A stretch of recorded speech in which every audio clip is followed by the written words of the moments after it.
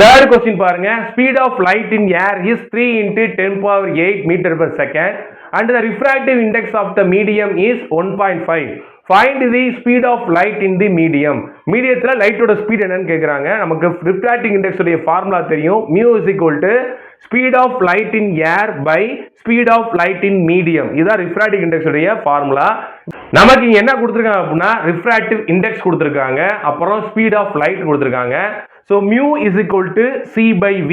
c என்னது speed of light in air, v ன்றது என்னன்னா speed of light in medium. வாங்க index refractive index value என்ன கொடுத்திருக்காங்க, நமக்கு mu 1.5 கொடுத்திருக்காங்க is equal to speed of light என்ன கொடுத்திருக்காங்க 3 into 10 power 8 meter per second கொடுத்திருக்காங்க by இந்த v தான் கேட்டிருக்காங்க. Find the speed of the medium.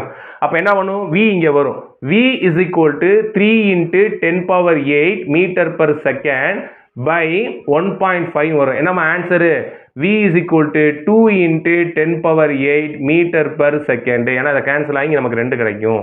சரியா?